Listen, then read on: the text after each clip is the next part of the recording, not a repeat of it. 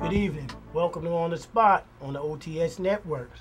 Got my partner here, OTS Networks correspondent, Saquan Jones. It's been a minute, Norm. I been a feel little like minute. you neglected me a little bit. Didn't neglect you, brother. All right, well, Didn't neglect you. We're here. Our first subject is about empowering intelligence. Our first subject, we're going to talk about Stop and Frisk.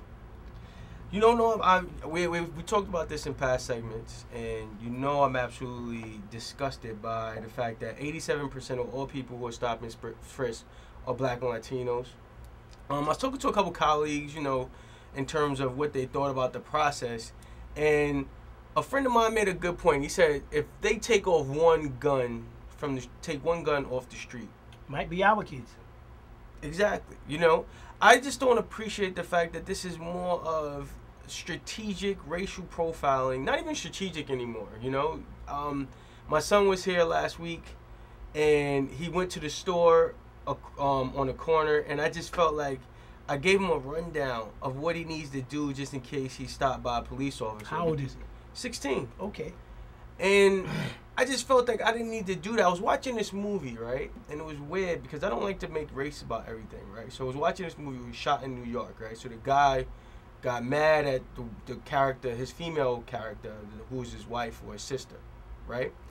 Puts on a hoodie, jogging suit, dark gray, black hoodie, and just goes running, right? So I don't think I could do that. When I go running, I have to have all orange on. It has to be bright colors because I can't do sort of the same things that you can. And I feel like that's where my issue comes from. Is Putting with on the a stop hoodie. and Let's frisk. just find what we talk about. Putting on a hoodie means putting the hoodie over your head. To 'Cause run, everybody if I'm running, yeah. Because everybody can wear a hoodie. But when you put it over your head, it's intimidating to people. But he had the hoodie on running as a character in the movie. And I know that people, but life imitates art, Yes. right? Or art imitates life, which way we want to put it, right? So I when I go running on the streets, I can't do that. You know? But then you see other people do it. I see other people, especially with the district or what the community is looking like now. I see other people doing it. Say what you want to say. You see No, I'm saying what I white said. Americans or white people. because there's more than just Asians. There's more than they're just riding white. running with a hoodie on Yeah. their head. There's no problem. Yeah. If you run with a hoodie on your head, they think you did something. Yes. And that's what the issue I have with stopping frisk. Okay, but how did that happen? I mean, it's people. You see people with hoodies running in our neighborhood, and they've done something. Yeah. You see them get on the elevator, and you're nervous. Why I'm never nervous because I'm a gangster at heart. I grew up in Queensbridge. prankster. I grew up in Queensbridge. So, Okay, I mean, you I tell don't us know- that I all don't the know time, what they do in but Brooklyn, the you know. reality is, no matter what, Mhm. if you got a hoodie on your head and I can't see who you are, you're a threat to me. Simple as that. A person of color, Yeah. young person. But that's what I'm But- saying. But then stop and frisk, and then I'm torn because now if it takes a gun off the streets, but if my son I asked you a question. is being The question that I asked searched- you earlier. Mhm. So now what happened? You just finished arguing with your girlfriend, your wife, and you're just agitated. And you're going to the store. Don't feel like being bothered. And the police want to talk to you, and you don't want to talk. Mr. Mayor, Saquan Jones, answer that for me. When I said, officer, can you leave me alone? I don't want to talk to you. I have my own problems. Can you leave me alone? You know what I did? Like, No, answer that question first.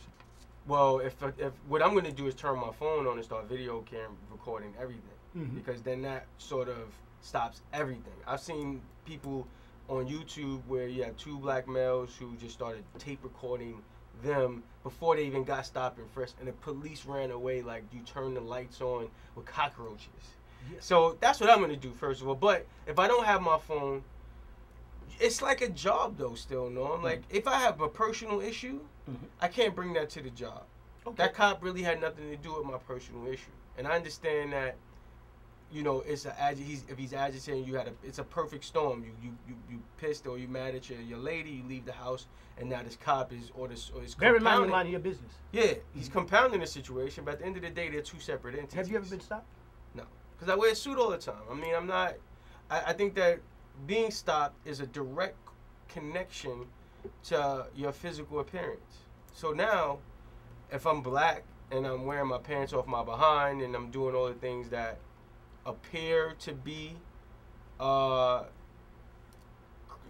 criminal related or No. then How about stereotyped of what you saw on TV?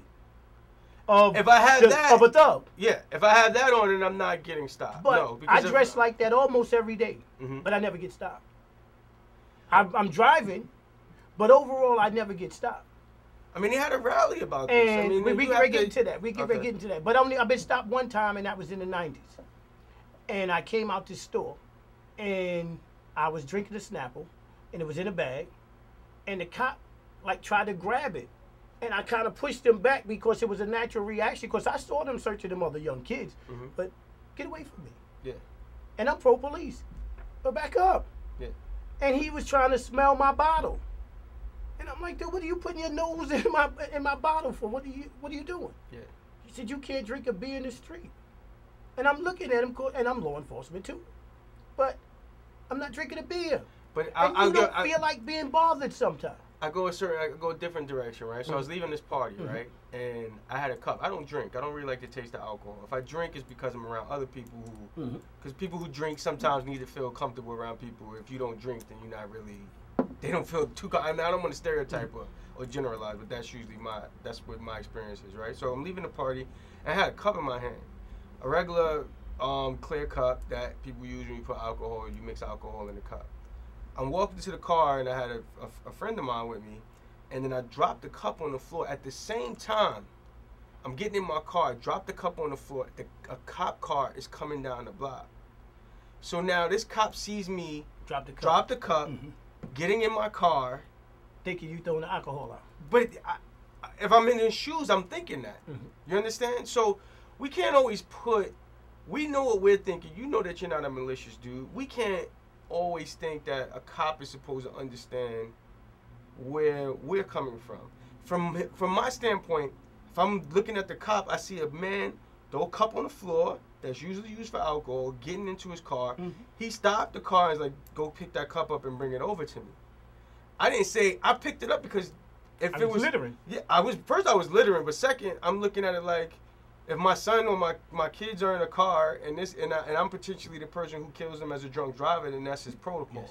Okay. You understand? So let's switch it up. I don't agree with stopping frisk. I'm just saying that there are instances where I have sort of changed my mindset to understand on how the thought process of law enforcement could be going. Now, the rally, Father's Day, Stop and Frisk rally. What do you think of it? I personally wasn't there. I mean, our producer Ted called me up and texted me, and I didn't even know about it. So I knew about the rally, but I didn't know they had a bus. So I was sort of upset about that, the fact that I didn't remember that it was Father's Day, but.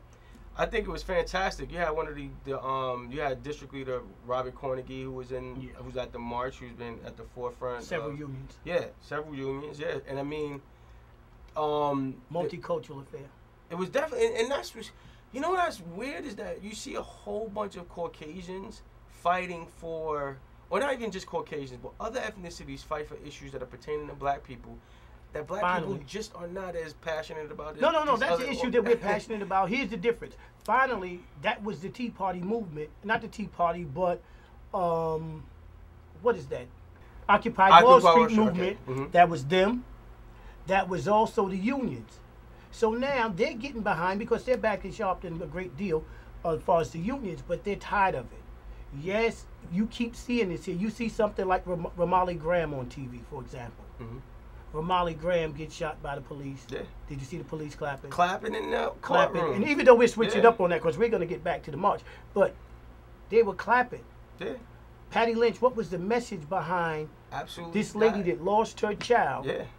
And you want to stand so strong when your officers, what they did was illegal. There was no search warrant. Yeah. And I'm on record as saying, no, they shouldn't. I'm pro-law enforcement. But you can't tell me if you thought he had a gun, why would you run up inside somebody's house? Yeah. And not go back up? Nothing. No. You needed the SWAT team if you thought he had a gun and ran into a house. And being that you don't know what family that was, you should believe he has hostages. There is a boiling point that this city is now reaching. People are not afraid of police anymore. Not that they ever was, but they are now ready to sort of revolt almost. Because this has been, this has almost become a police state. You can't walk, you can't do anything. People are now doing what they do in Middle Eastern nations but all the other the stuff Arab now. Spring, Occupied Wall Street, all of this is the effect of it. This is the effect of it. The people are marching, they're standing up against the police, and you know, it's touchy because you know, as a black man, you're going to jail. Yeah, And but you I mean, will be there. But I can understand what other ethnicities are going through, right? So I went to Chicago to visit my boy. And we got to get back to we got to also discuss Miss Davis. Yeah, okay. But I went to Chicago, right? Chicago has more killings in the first half of this of the year than Afghanistan had, right? So my friend of mine lives in the suburb. A friend of mine lives in the suburbs. Like, yo, you not nervous about being in Chicago? And he's like, I never see anything like that. So you got people like Bloomberg and Commissioner Kelly who never see what Stop and Frisk actually is. So they don't relate to it. Just like how I live in Brooklyn, but I don't relate to all of the things that are going on criminal-wise because I'm not in that environment. But once you see it, once you're a part of it, once somebody stops you and frisks you and you feel violated, you feel like you have no control, no power over what our forefathers were supposed to grant every man in this country, then there's a different situation. So, well, let's go for a break and we'll come back after. We'll be right back.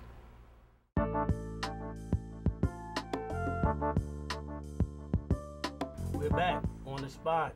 Empowering Intelligence. Saquan Jones. Shantel Davis was the subject. oh my gosh, I'm torn with this one, Norm. Why? I mean, she was a criminal. I mean, does that mean the police have a right to kill her? Well, I mean, granted, at the time of the situation, right? For those who don't know, Shantel Davis is the woman who was driving in a stolen car, crashed on Church Avenue in Brooklyn, New York, and then the story goes the cops were trying to get her out of the car, and she tried to put the car in reverse, put the gas on, and the cop shot her. I believe she hit the cop. Well, okay. Okay. She hit the gas at least. Okay. Well, the story is she hit the gas to reverse to try to get away while the cops were trying to get her out of the car. Yes. She had already hit several cars and they were chasing her. Yeah, they were chasing her. Now, allegedly. In a stolen car. Okay, I'm not going to say allegedly. She's supposed to have been locked up for, I think, attempted murder. Yeah. Robbery. Okay. She took the car, apparently took the car by carjacking with gunpoint. By gunpoint. Now, I have a problem. I don't like when I see the community outraged. This always bothered me. The community is outraged when the police shoot somebody. When the young thugs shoot somebody, nobody say nothing. No snitching. Mm-hmm. The kids get shot, the baby gets shot, the old lady in the wheelchair gets shot, killed. Nobody say nothing. But if the police shoot you, the community is in outrage. What is your opinion? Well, because you have instances where you have Sean Bell, Aladou Diallo, you have those issues, those instances that sort of remain at the forefront of the community where even though the cop may have shot right 9 times, the one time is the one thing that stands out for people. Okay. So, they're not giving really a lot of room for error. I mean, they can't be because it's really life or death. There's really no room for error at all. You got one shot, and that goes both ways. That's either you stopping me from getting home to my wife and my kids, exactly, or the criminal gets away, and the potential for him or her to commit a crime. I've explained Sean Bell's case before. It's controversial. People get mad. People of color get mad, but I've had conversations where when I explained it to people, although it's excessive, it can happen. So I've explained that. But now let's not go there yet. We'll go there in a minute. But Miss Davis is a different story. Because they're upset because they said the officer that shot her is a terror. That this guy's they're used to him doing stuff in the neighborhood. They're used to him terrorizing. What was Denzel movie? When he got his award. Oh, Training Day. Training Day, yeah. When Denzel got his award, he was one. They said he's one of those guys. There's always cops out there that are a little excessive. I mean, no, but not just excessive. I've seen plainclothes cops that do a lot of things. I mean, I've seen them go rob the spot on a regular basis. Every week they go down there and come back with a bag or something like that. I've seen it happen and stuff. Mm-hmm. But the people are upset because they are aware of this guy. And he has 6, I believe, civilian complaints. I mean, civil suits. So somewhere along the line, who's policing the police? Who's supervising? I put in a civilian complaint against a overly excessive cop who pulled me over for no reason, and nothing was done. So these complaint boards, I mean, I have personal experience with them. I don't really think that they have any teeth whatsoever. But don't sleep on that. Don't sleep on that. I'm still gonna do it. Yeah, but I'm gonna tell you why. But I'm gonna tell you why. It makes them think. But where we have a problem with is where you really need to go is to your community board meetings. I had a problem with an officer one time, and I called the precinct and spoke to the captain. And believe me, they want to get promoted. So they really don't have a problem of trying to help you if an officer's out of hand. You have to know what to do and where to go. Our biggest problem is we don't go to the community board meetings and hold the precinct commanders accountable for what go on in their district. These Brooklyn community boards, Norm, I've been there. They're really dog and pony shows. But what about talking to the commanding officer? I mean, yeah. That's the purpose of the meeting. True. The commanding officer. You can go to the precinct council meetings for that. Exactly. Too. And when you put him on the spot and say, look, this is what your officer did. Can you give me an answer when we come back next week? When that commanding officer called that officer in and make him write a report as to what happened, it has effects on officers. Mm-hmm. Believe me, because they know, the community know what to do. So a lot of them don't really want to write reports. Listen, let's not get on. Shantel Davis was a criminal, though. But does that mean the officer has the right to kill him? He does not know what her intention is. I'm not disagreeing. I play football, right? So the toughest thing about being a defensive person or a defensive player, right? And that's what cops are. They're defensive players. Mm-hmm. The wide receiver, the running back, knows where they're going. They know what they're going to do. Okay. The cop does not know, or the defensive player does not know what that person is going to do. Based on the if I'm getting you out this car and you're not getting out the car and you put the car in reverse and you hit the gas and you have all of this criminal record, the idea is that the potential is that you're going to do something to me. Condolences to the Davis family. Based on what we heard, and it has not been disputed, I agree with the police. I don't see that vehicle is a deadly weapon. Yes. And although he said it was an accident, the vehicle is a deadly weapon. Mm-hmm. We have to change subjects now. All right. We have a congressional race. Why is nobody talking about Yvette Clarke? Before we get into Hakeem Jefferies and Charles, how do you know? I just said a congressional race. No, I know. No. I'm not saying that I was going, but I'm reading the papers about these congressional races. Mm-hmm. I don't see anything about Yvette Clarke's race. I don't see any. All I see is Charles Barron and Hakeem Jefferies. This is juicy. Because guess what? Yvette Clarke is gonna win by a landslide. She's doing what she's supposed to. She's gonna win by a landslide. I get emails all the time from Yvette. I haven't gotten one. I get emails from her practically every time a decision is made in Washington. I will get an email from Yvette Clarke. I need to get on her list then. You're not on her list. Judith, I'm a triple prime voter. I vote for dog catcher. And so, you're not on the list. And if I'm not on the list, then you must have donated $1 million to be on this list. I'm on the list, and they call me, send me something twice a week. All right. Well, Hakeem Jefferies and Charles Barron. This is interesting race. Mm-hmm. I mean, I kind of feel like Charles may upset the world in this situation. It's not even to upset the world anymore. The bottom line is Charles is in it. And if you do the demographics, and as a person who ran from elected office, if you break down the districts, the sections of Brooklyn. They call Bed-Stuy the Ohio or the district. So wherever Bed-Stuy goes, the race is going to go. But now Charles did very well in Bed-Stuy when he ran last time. Because if I'm not mistaken, Hakeem might have conceded Brownsville in East New York. Mm-hmm. I don't think he has boots on the ground out there. He might have conceded that already. So now you got areas like Canarsie and Howard Beach. His congressional, his city council district is in Canarsie. Parts of it, Barron's city council district is in Canarsie. Yes. So you have to assume that So now, based on the breakdown of the community, and Charles Barron did really well in Fort Greene when he ran for Congress last time. Oh, at this point, who would you like to see? Let's talk about it, brother. Come on. I don't think you want to upset nobody. See this, and we're in a bad position. Nobody wants to upset nobody. Because if Hakeem get in there, he might want to close the door. I told you I don't like both candidates. I'm not really in love with either of them. From a political standpoint, I'm very excited about the race. Who do you think is more accessible to talk to? Barron. Without a doubt. Matter of fact, if we go down the block right now, Charles is on the corner. Charles is on the corner right now. Charles will talk to you. Yeah. And I mean, Hakeem is... I don't know if Hakeem... I don't want to take away from Hakeem's frat brother and all. I got a loyalty to him based off of me being in the same fraternity. But... I don't think that's in his personality, though. He's a legislator. He's not a people person in the sense of...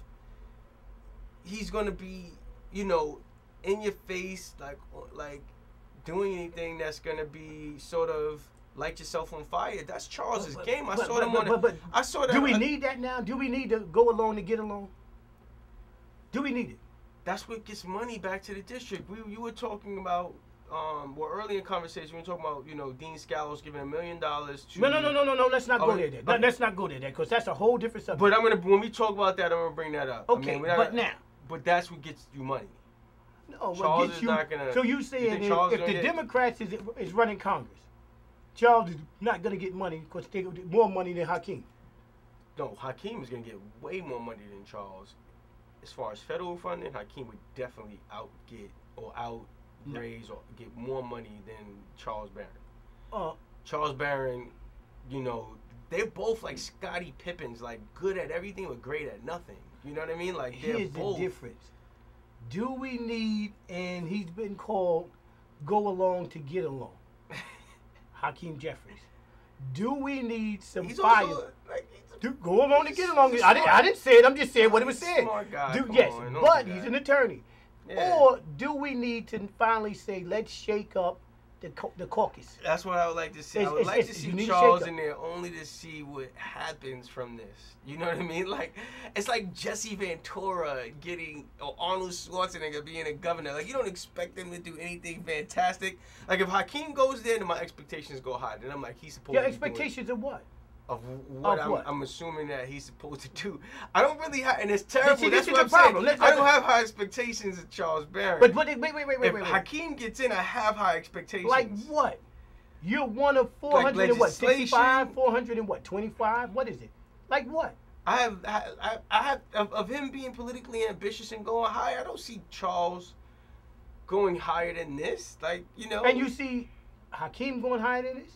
He has to. But that's what I'm nervous about because there's no place for the highest spot is the Senate. The Senate. But we're not he can run for mayor. He can do an Anthony Rear move. He can run for mayor. Here's the difference. I don't even want to go that way. The bottom line. No, but I'm saying that I don't. The U.S. Senate. I'm not even going there. What I'm gonna say is this. Well, he can't go. He can't go to U.S. Senate. Well, you got to assume Schumer's like 1 million years old, right? It doesn't make a difference. He can't get upstate and all that. Let's keep it right. Well, he could get upstate. Let me keep it there. McCall had a tremendous showing in his race against Pataki. Well, let's see if he can get in office before we can get there. Right. Now, here's what I'm trying to say. I would like to see someone in the caucus that's going to change everything. Charles' biggest issue is he always talking about unity. The caucus is tore up. We had a show, the last show we did, we talked about this here on the spot. What was it? B-roll. We had a lot of it. It was wonderful. Mm-hmm. And the reality is, we got to get somebody to shake this up. We can't keep going along. The Blue Dogs ran us out of here when we had Congress, when the Democrats had Congress. So you like Barron then? You like Barron? I like both of them. I'm gonna tell you the truth. I like both of them. I just don't feel we'll get any place if Hakeem gets there. I don't feel we're gonna be no better. I would like to see a bigger shakeup. I would like to see some noise. Legislation. But that's the only. But here's the Barron's not introducing legislation. Okay, no. Yeah, he will. Barron's not introducing. Why not? Barron's introduced one bill in like his whole life, and then he tried to say on the New York One debate the reason why he's been a part of a whole bunch of bills is because he has to have other people introduce the legislation for him in order for him to get it passed. Because they won't vote. There won't be any different in Congress. Like there's nothing gonna be different in Congress. There's not gonna be any bills passed. What are you gonna go to Allen West to? With that note, we're gonna switch it up. Let's switch it up for the last segment here. It's very important to wrap this up. I have to say, Dove Hiking, the assemblyman from Borough Park, got $1 million. For video cameras in his district to go along to the business. $1 million. For the storefronts. And then Eric Adams was like, why we are not getting money, and Dean Scalos was... But here's the difference. As many shootings as we have in our community... This is why you need Hakeem. No, but Hakeem don't have it in his district. This is why he can't show me from one assembly to the next. They're both assembly. They're assembly. Hakeem is assembly. Dove is assembly. Oh, I thought you were talking about Eric Can Adams. you show me how come, Hakeem, you can't make me a believer? Get $1 million for video. Hakeem raised like $500,000 for his congressional race. But that's easy. That's easy. That's not that. That's give it $1 million from the assembly like Dove just did. This is what I'm talking about. Hakeem, I believe, will do that. But do it now. How come with all the violence we got in various neighborhoods of color, that they got one crime in their neighborhood and they got $1 million of cameras? I want it in mine. I need to find out from Annette Robinson. Because that makes 100% sense. I need Annette Robinson, Nick Perry, all of these people. Jerry Hines is going against Nick Perry. Then you'll talk. Then we'll talk. We're gonna close it out next week. Don't talk about these black politicians